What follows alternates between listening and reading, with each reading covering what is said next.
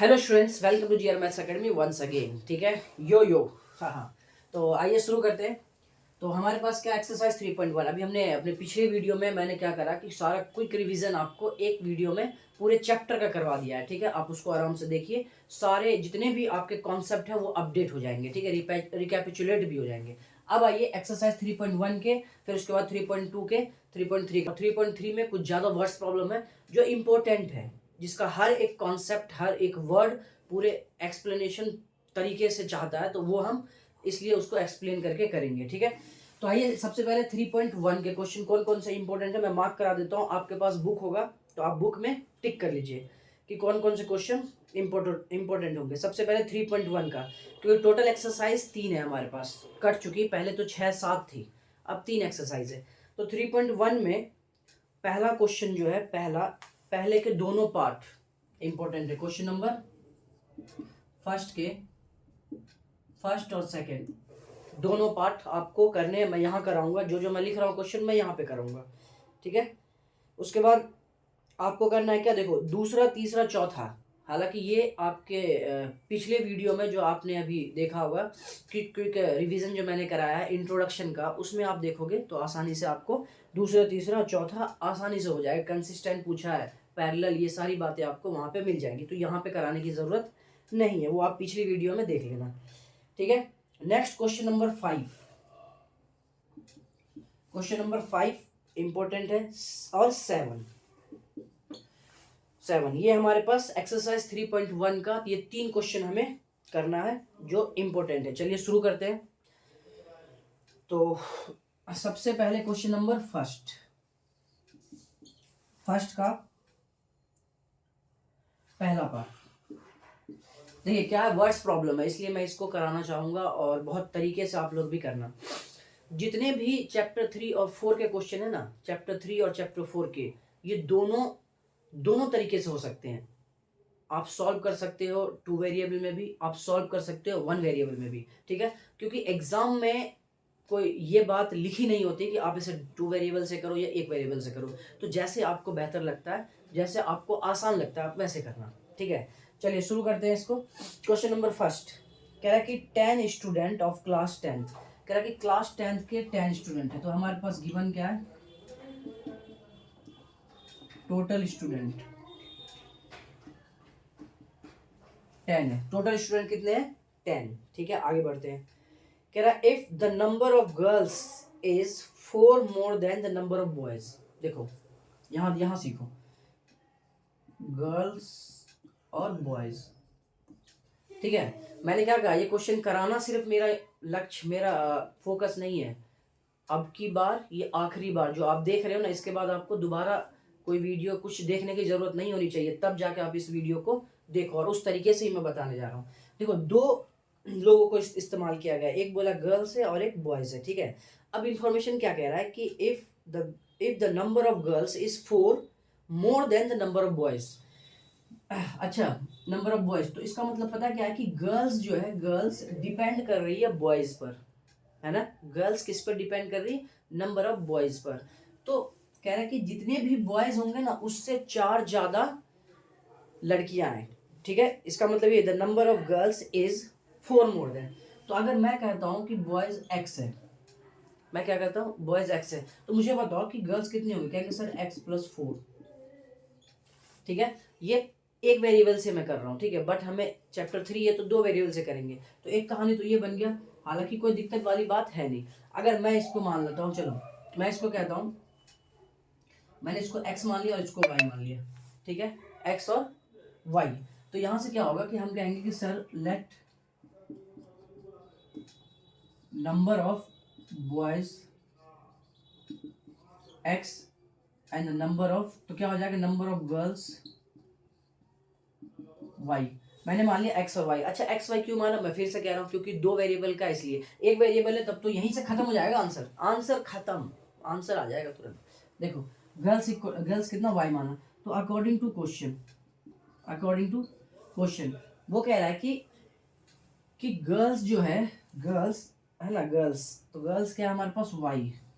Girls is, ध्यान रखना आप, इज MR वॉज, वर, कहने का मतलब कि जितने भी हेल्पिंग वर्ब होंगे ना इंग्लिश में, जितने भी हेल्पिंग वर्ब इंग्लिश के होंगे ना, मैथमेटिक्स में उसको हम इक्वल टू का रिप्रेजेंटेशन देते हैं। मैथमेटिक्स में उसको क्या करते हैं, इक्वल टू का। तो वर्ड्स प्रॉब्लम की एक सबसे वीक पॉइंट आपने पकड़ लिया है कि आप ध्यान रखना। अब देखो मैं इससे मैच करा देता हूँ। कहता है कि the number of girls is 4 more than the number of boys, number of boys से 4 मोर।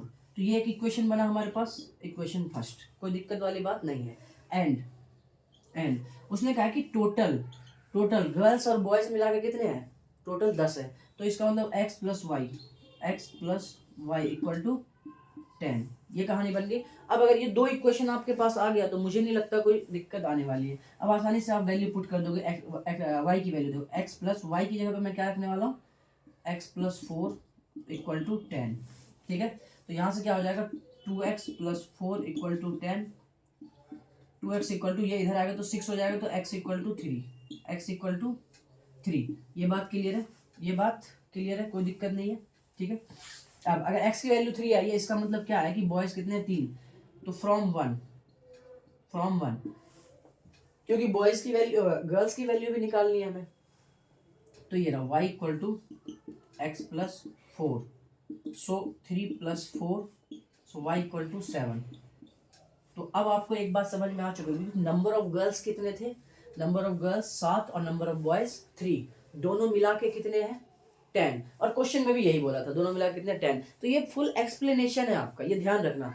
मैं सिर्फ अपने लिए नहीं करा रहा हूँ कि मैंने घस दिया है, मैं आप लोगों के लिए करा रहा हूँ। आप लोगों को दिक्कत आएगी तो मेरे लेक्चर लेने का कोई मतलब नहीं होता, ठीक है। आपके पास एक एक पॉइंट का एक्सप्लेनेशन पहुंचना चाहिए। इसलिए मेरी वीडियो में ना मैं आपको माइंड, कहते हैं ना, माइंड को थोड़ा सा ना क्लियरिटी के साथ आपको देना चाहता हूँ, ताकि आपको ना सेटिस्फेक्शन हो सॉल्यूशन के साथ, ठीक है। तो ये आपको समझ में आ गया होगा, ठीक है। इन सब बातों को भी ख्याल रखना बहुत अच्छे तरीके से, ताकि आपको नेक्स्ट क्वेश्चन को करने में हेल्प मिले। चलिए चलते हैं नेक्स्ट क्वेश्चन में, जल्दी से राइट डाउन करो। Question number second, question number second देखते हैं, फर्स्ट का सेकंड पार्ट। देखो क्या कह रहा है, बहुत इंटरेस्टिंग क्वेश्चन है, ठीक है। बच्चों को बहुत प्रॉब्लम्स भी होती है इसमें, अब इसके बाद नहीं होना चाहिए। देखो क्या कह रहा है, कह रहा है कि 5 पेंसिल, सबके पास एनसीईआरटी की बुक होगी, मैं ये मानता हूँ। अगर आप तैयारी के लिए थोड़ा सीरियस हो, अब तो होना ही पड़ेगा सीरियस, पेपर को 45 डेज ही बचे हैं, तो होना ही पड़ेगा, ठीक है। पास सबको होना, अच्छे स्कोर सबको करना है, चाहे वो बोले या ना बोले। चलिए आइए, कह रहा है 5 pencil and 7 pens together cost 50 rupees, ठीक है। Where 7 pencil and 5 pens together cost 46 rupees, find the cost of 1 pencil and that 1 pen. देखो अभी आपको ना सिर्फ डायरेक्ट आंसर नहीं लिखवाना मुझे, ठीक है। मैं आपको इसको समझाना चाहता हूँ। देखो यहाँ आओ, मेरी अदालत में है ना, मेरी अदालत में,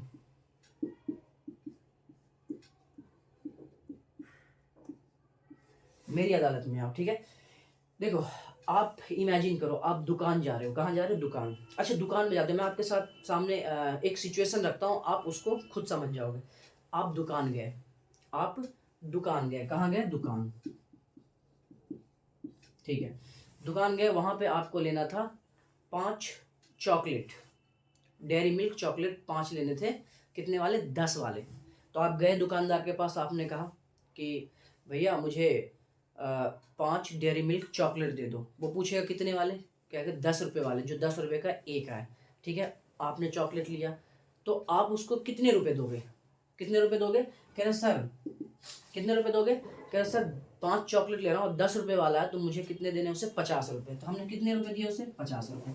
अच्छा अब बस सोचने वाली बात सिर्फ एक है यहाँ पे, एक बात अगर आप समझ गए ना, तो फिर आपको समझने की जरूरत कुछ नहीं पड़ना, कि ये 50 रुपीज़ आपने दिया किस बेस पे। कहेंगे सर मैंने दिया है 10 रुपये का एक चॉकलेट था, मल्टीप्लाई 5 चॉकलेट लिया है, इसी बेस पे तो दिया आपने कि एक चॉकलेट का कॉस्ट जितना है और 5 लिया मैंने, तो मल्टीप्लाई करके ये 50 रुपीज़ आ जाता है, ठीक है। तो इसका मतलब ये समझ में आया ना कि ये हमारे पास क्या है, ये क्या है हमारे पास, cost of 1 chocolate multiply total number of chocolate, total number of chocolate equal to क्या होता है, टोटल कॉस्ट होता है। देखो आप, टोटल कॉस्ट होता है, बात समझ गए। ये बात अगर आप समझ गए हैं ना, तो आपको क्वेश्चन को करने से कोई नहीं रोक सकता, ठीक है। तो कह रहा है एक चॉकलेट, कैसे हम कॉस्ट किसी भी दुकानदार को कैसे देते हैं, एक चॉकलेट का कॉस्ट और मल्टीप्लाई कर देते हैं जितना हमने लिया, तो जितना कॉस्ट बनता है हम उतना वो टोटल कॉस्ट हमारा आ जाता है। ठीक है, अब मैं इसी को क्वेश्चन में अप्लाई करने वाला हूँ। देखो यहाँ पे कि लेट कर लिया मैंने, लेट कॉस्ट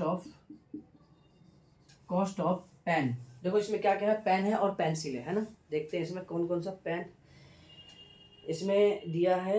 एक मिनट, हाँ कह रहा है कि 5 पेन है और 5 पेंसिल है और 7 पेन्स है ना। पहले पेंसिल है तो पहले पेंसिल लेट करना, let the cost of 1 pencil equal to x मान लिया मैंने। अच्छा, कॉस्ट ऑफ 1 पेन y मान लिया मैंने, क्योंकि 2 वेरिएबल का है ना तो हमने इसे मान लिया। ठीक है, अकॉर्डिंग टू क्वेश्चन ATQ, ये क्या है ATQ मतलब अकॉर्डिंग टू क्वेश्चन। देखो अब क्या करना है हमें, मैंने क्या कहा था, देखो 5 पेंसिल लिया है, 5 पेंसिल। अच्छा 5 पेंसिल और एक का कॉस्ट x रुपीस, तो इसका कॉस्ट कितना हो जाएगा 5x। मैं कह रहा हूँ 5 पेंसिल लिया, एक का कॉस्ट x रुपये, तो मिला कितना होगा 5x उसका टोटल कॉस्ट होगा। ठीक है, बट वो कह रहा है दोनों मिला के प्लस कह रहा है कि फिर उसके बाद क्या लिया, 7 पेन लिया है ना, 7 पेन, एक पेन का कॉस्ट y रुपीस, तो इन दोनों को मिला के जो उसने दिया है 50 रुपीज़ दे दिया है। कितने रुपए दे दिया है 50 रुपीज़। क्लियर है, तो यहाँ से हमारे पास जो इक्वेशन बन रहा है वो 5x plus 7y equal to 50, equation first. ठीक है, क्लियर है यहाँ तक। अच्छा, एंड दूसरी बात फिर इसने एक सिचुएशन बनाई है कि 7 pencil and 5 pens, 7 pencil 5 pen, फिर उसने कितने रुपए पे किया 46 रुपीज़, 46 रुपीज़। तो ये कहानी थी आपके क्वेश्चन की। अब 2 इक्वेशन आ गया तो मुझे नहीं लगता इसमें किसी को कोई दिक्कत आने वाली है। आप इसमें या तो सब्स्टिट्यूशन मेथड लगा के सॉल्व कर लो या तो आप एलिमिनेशन मेथड लगा के सॉल्व कर लो। ठीक है, तो जितने भी वर्स्ट प्रॉब्लम हो ना उसे एलिमिनेशन मेथड ही लगा के सॉल्व करना। ठीक है, क्योंकि ये रैपिड रिवीजन चल रहा है तो इसलिए मैं इसमें एलिमिनेशन मेथड लगा के झट से इसे सॉल्व करता हूँ। चलो आप तो फ्रॉम 1 and 2 है ना, फ्रॉम 1 and 2, तो यहाँ पे क्या हमारे पास 5x plus 7y equal to 50 और 7x plus 5y equal to 46। अब क्या करें, इस एलिमिनेशन मेथड में क्या होता है, कोफिशिएंट को इक्वल करना पड़ता है। तो देखो x का यहाँ कोफिशिएंट 5 है, x का कोफिशिएंट 7 है, अलग अलग है। आप इसको अगर इक्वल करना चाहते हो दोनों का एलसीएम ले लो, क्या हो जाएगा 7 और 5 का एलसीएम 35। अब ये देखो कि 7, या तो ये करो कि x के यहाँ के कोफिशिएंट से x के इस कोफिशिएंट से ऊपर मल्टीप्लाई कर दो और x के इस कोफिशिएंट से नीचे मल्टीप्लाई कर दो, तो कहानी आपकी बन जाएगी। इतना मल्टीप्लाई 7 और इतना मल्टीप्लाई 5। ठीक है, ये हो चुका है। ठीक, चलिए ये वाली बात आप जरूर लिख लीजिएगा, बहुत इंपॉर्टेंट रोल करेगा ये आपके क्वेश्चन सॉल्व करने में। क्या करते हैं इनको, 35 हो जाएगा, 7 × 5 = 35 plus 49 y equal to 350। Clear है, यहाँ तक कोई दिक्कत वाली बात नहीं। यहाँ भी 7 × 5 = 35 प्लस यहाँ हो जाएगा 25y इक्वल टू 5 को मल्टीप्लाई करेंगे 6 × 5 = 30, 6 × 5 = 30, 5 × 20 और 3 = 23। ये आ गया।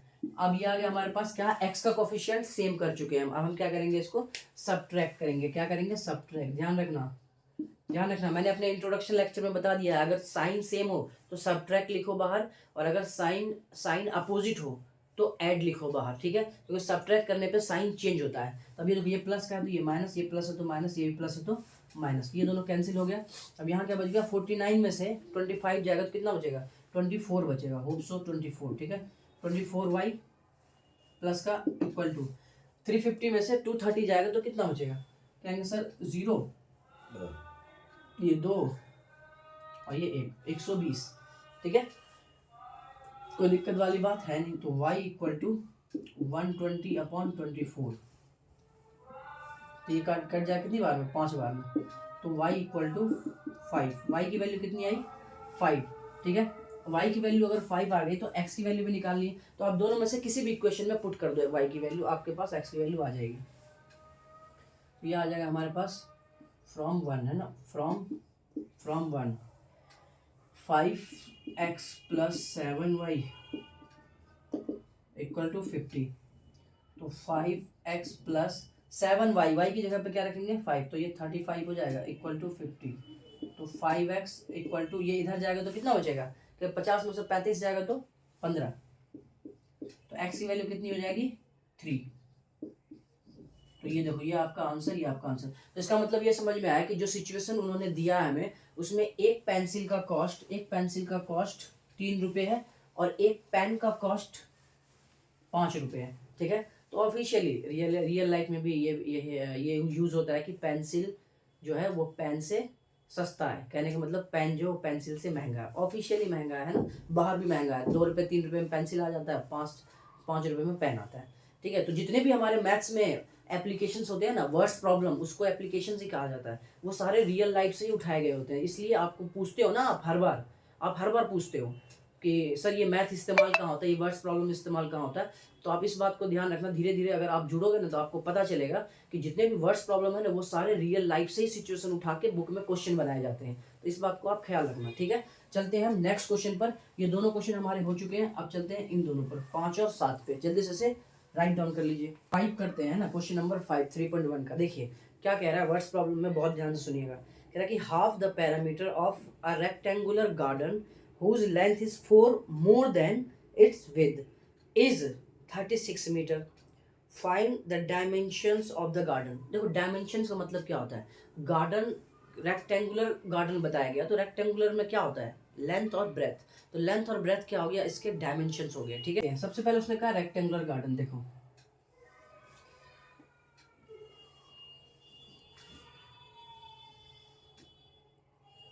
एक रेक्टेंगल बना है, ठीक है, एक रेक्टेंगल बना दिया हमने, ठीक है। अच्छा रेक्टेंगल में हमारे पास ये क्या है, ये हमारे लिए लेंथ होगा, ये ब्रेथ होगा, यहाँ तक कोई दिक्कत नहीं है। अच्छा अगर हमने मान लिया, हमने अगर लेट कर लिया है यहाँ, अगर हमने लेट कर लिया कि late length of rectangular garden, हमने अगर इसे x मान लिया है, तो ब्रेथ क्या हो जाएगा रेक्टेंगुलर गार्डन का, हमने बोला y, क्योंकि 2 वेरिएबल का क्वेश्चन है तो 2 वेरिएबल में लेके चलते हैं, ठीक है। तो हमने इसे अब क्या कह दिया, हमने कहा सर लेंथ को x बोल दिया और इसको हमने y बोल दिया, क्लियर है, ठीक है। अब अकॉर्डिंग टू क्वेश्चन, बात को आप समझना क्या बोला इसने, मैं आपको अब वर्ड को डिकोड करके बताता हूँ। इसने कहा है कि whose length is 4 more than the width, कह रहा लेंथ क्या है x, लेंथ इज 4 मोर मतलब +4 है ना, +4 किससे, ब्रेथ से +4। ये रहा आपका इक्वेशन फर्स्ट, इसमें कोई भी दिक्कत वाली बात नहीं है, इतनी सी बात हमने लिख ली है। आगे देखते हैं, उसके बाद बोला है कि पैरामीटर देखा, हाफ ऑफ द पैरामीटर। अच्छा अकॉर्डिंग टू दिस एंड, अब मुझे बताओ कि इसका पैरीमीटर कितना होगा, कहेंगे सर पैरीमीटर जो है वो 2 टाइम्स x प्लस y होगा, इज दैट क्लियर, क्योंकि 2 टाइम्स लेंथ प्लस पैरीमीटर होता है। बट क्वेश्चन में बोला कि हाफ, क्वेश्चन में क्या कहा हाफ, तो ये हाफ हो जाएगा, और ये किसके बराबर है, हाफ जो है वो 36 के बराबर, हाफ किसके बराबर है 36 के बराबर, क्वेश्चन में बोला गया है, ठीक है। अब आगे करते हैं, देखो 2 से 2 कैंसिल हो जाएगा, तो यहाँ से आया x plus y equal to 36। अच्छा अब यहाँ से x की वैल्यू पुट करते हैं हम यहाँ पे, y plus 4 plus y equal to 36, ये हो जाएगा 2y इक्वल टू 36, ये उधर जाएगा तो ये 32 हो जाएगा ना, 36 में से 4 माइनस करेंगे तो 32, तो यहाँ से y इक्वल टू 16, y की वैल्यू कितनी आई 16, क्लियर है, यहाँ से y की वैल्यू कितनी आई 16, इज दैट ओके, ठीक है। अब हमें क्या चाहिए x की वैल्यू, तो हम यहाँ लिखेंगे फ्रॉम फर्स्ट, तो यहाँ से x equal to y plus 4 है ना, y की वैल्यू 16 प्लस 4 20, ये कितना आया 20, तो y की वैल्यू कितनी आई 16 और x की वैल्यू 20, ठीक है। तो ये मीटर में है क्या, मीटर में, हाँ मीटर में है, ठीक है। तो 16 मीटर, यूनिट लगाना मत भूलिएगा, आप लोग यूनिट लगाइएगा।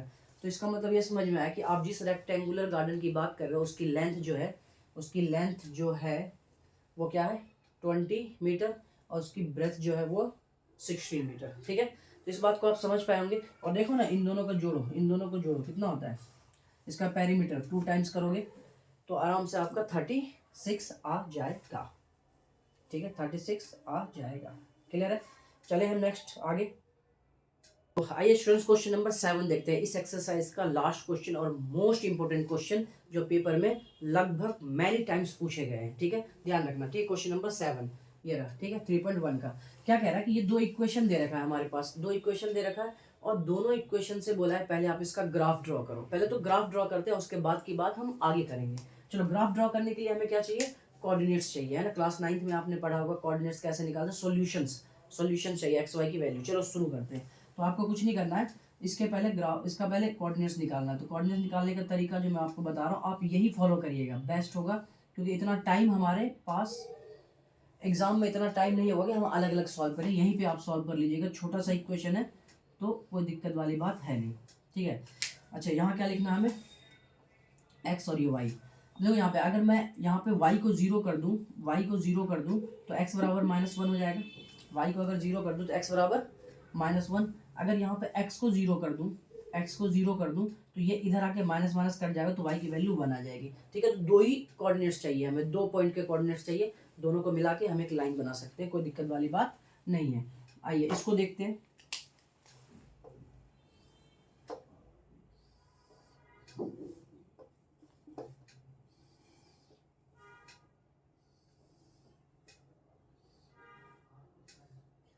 ये x और ये y। अब यहाँ पे क्या करने वाले हैं हम, देखो ध्यान से। अगर आप x की वैल्यू 0 करते हो तो ये खत्म, ये इधर जाके तो यहाँ पे y की वैल्यू 6 आ जाएगी। ठीक है, क्योंकि 2 6 12। ठीक, अगर मैं y की वैल्यू 0 रखूँ, y की वैल्यू अगर 0 रखूँ तो ये खत्म, तो ये इधर जाएगा और डिवाइड में 4, तो 4 3 12। तो ये हमारे पास कोऑर्डिनेट्स आ चुके हैं। ठीक है, मैं इसलिए ही बता रहा हूँ ऐसे डायरेक्ट, ताकि आप लोग भी पेपर में ऐसे ही करना। क्योंकि आप वो निकालने जाओगे 4 सॉल्यूशन 2 सॉल्यूशन, तो उसमें आपका टाइम जाएगा। और पेपर में there is most important part of examination, that is time. So keep in mind always, ध्यान रखना उसको। सो लेट्स गो अहेड कि अब हमें ग्राफ ड्रॉ करना है। ग्राफ ड्रॉ करने के लिए मैं क्या कर रहा हूँ, पहले एक्स वाई प्लेन खींच देता हूँ। देखो थोड़ी सी टेढ़ी लाइन हो तो माइंड नहीं करने का, क्योंकि इंसान होने का सबूत है ना, प्रकृति है कि थोड़ा सा इधर उधर तो हो जाएगा। आप लोग ग्राफ पेपर पे बनाना तो एकदम सटीक आंसर बनेगा, कोई दिक्कत नहीं आएगी। ठीक है, चलो शुरू करते हैं। अब थोड़ा सा इसको मार्क कर लेते हैं। 1 2 3 4 5 6, 1 2 3 4 5 6, 1 2 3 4 5 6, 1 2 3 4 5 6। मुझे बताओ 6 तक ही क्यों मैंने खींचा? क्योंकि मेरे पास जो हाईएस्ट नंबर है ना कोऑर्डिनेट पॉइंट्स के कोऑर्डिनेट में, वो 6 ही है। देखो ये रहा। ठीक है, इसलिए 6 तक। अब शुरू करते हैं। सबसे पहले x की वैल्यू -1 और y की वैल्यू 0। -1 और 0, -1 कहाँ होगा? यहाँ होगा, ये रहा, ये रहा -1, 0। तो एक तो कोऑर्डिनेट हमें एक पॉइंट मिल गया। दूसरा पॉइंट 0,1, 0,1 तो सर यहाँ पे होगा 0,1। अब इसको अगर मैं मिलाऊं और एक लाइन खींचने की कोशिश करूं तो देखो कुछ ऐसा होगा। देखना जरा बहुत ध्यान से। चलो ठीक है, ये हमने सीधी लाइन खींच ली, काफ़ी हद तक सीधा खींच दिया मैंने, बहुत ज़बरदस्त लाइन है, कोई दिक्कत नहीं। लाइन मारना मुझे आता है, थोड़ा सा मार लेता हूँ मैं। ठीक है, देखो तरीके से लाइन खींचता हूँ, है ना। हाँ, वो सब नहीं सोचना है। यहाँ देखो 0 और 6, एक्स की वैल्यू 0, वाई की वैल्यू 6। तो वाई की वैल्यू 6 कहाँ है? कहेंगे सर वाई की वैल्यू 6 1 2 3 4, 1 2 3 4 5 6, यहाँ पे ये आ गया। ठीक है, और दूसरा 4,0, तो 1 2 3 4 यहाँ पे ये आपका 4,0 और ये है आपका 0,6। ठीक है, अगर इसको मैं खींचूं, अगर इसको खींच दूं तो कैसे खींचूंगा? देखो ठीक है, एक लाइन हमने इसको भी ड्रॉ कर लिया, हमने ग्राफ बना लिया। पहला काम हमारा पूरा कंप्लीट हो गया कि उसने कहा कि draw the graph by this equation. ठीक है, इस इक्वेशन के थ्रू आप ग्राफ ड्रॉ करो, कर दिया। उसके बाद बोला कि जो ट्राइंगल बन रहा है ना एक्स एक्सेस के साथ जो ट्राइंगल बन रहा है उसके वर्टिसेस बताओ। चलो बता देते हैं, मैं दिखाता हूँ पहले आपको।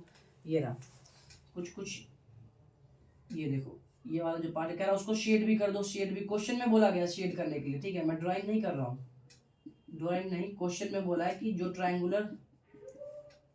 ट्रायंगुलर शेप होगा ना उसको आप शेड कर दो, ठीक है।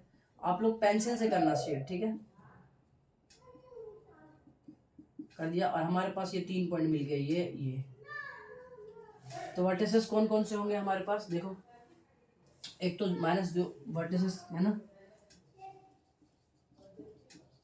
वर्टिसेस ऑफ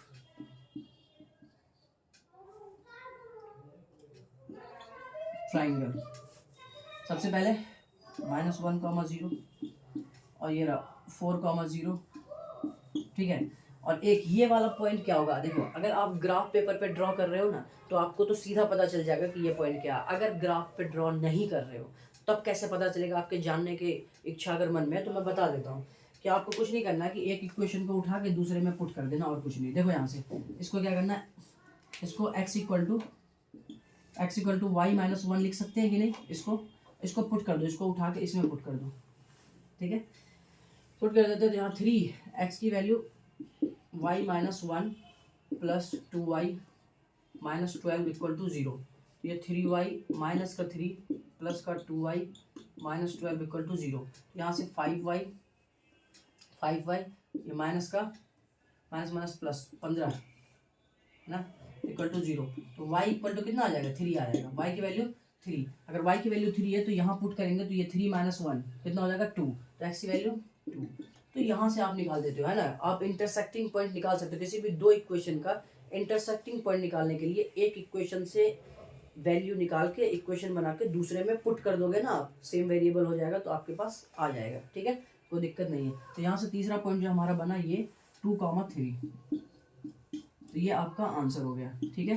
तो इतनी सारी बातें हमें बोली गई थी, हमने सारा काम कर दिया है, ठीक है। तो ये एक्सरसाइज 3.1 का क्या है, इंपॉर्टेंट क्वेश्चंस के बेहतर सॉल्यूशन है, ठीक है। इसको आप अच्छे से तैयार कीजिए, ठीक है। नेक्स्ट वीडियो में आप डालूंगा 3.2 के इंपॉर्टेंट क्वेश्चंस, बहुत तरीके से आप उसको कर लेना। ऐसे करके सीरीज 3, 4, 5, 6, 7 सारे चैप्टर को उड़ा देंगे, सारे चैप्टर के इंपॉर्टेंट क्वेश्चन आपकी उंगलियों पर रख दूंगा आगे। बस आप लोग थोड़ा सा भरोसा और थोड़ा सा अपना साथ देते रहिए, ठीक है। मिलते हैं हम नेक्स्ट वीडियो में, तब तक के लिए मेहनत करते रहिए।